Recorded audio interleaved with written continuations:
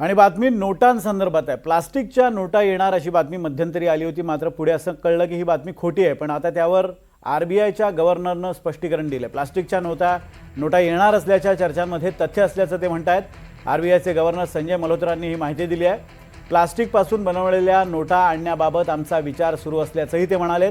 नोटा कधी आणायच्या याबाबत मात्र अजूनही कोणताही निर्णय झालेला नाही, मात्र निर्णय घेण्यापूर्वी संपूर्ण देशाला त्याबाबतची माहिती दिली जाईल असंही मल्होत्रा म्हणाले।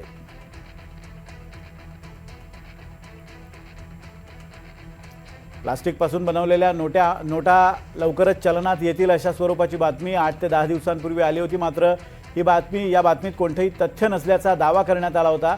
फेक बातमी असल्याचं बोलण्यात आलं होतं, मात्र त्यावर आता आरबीआयचे गव्हर्नर संजय मल्होत्रांनी स्पष्टीकरण दिले। त्यांचं असं म्हणणं आहे की प्लास्टिक नोटा आणण्याबाबत आरबीआयचा विचार सुरू आहे, लवकरच त्याबाबतची माहिती देशाला दिली जाईल। मात्र या नोटा कधी चलनात आणल्या जातील त्या संदर्भात कोणतेही स्पष्टीकरण त्यांनी दिलेलं नाहीये।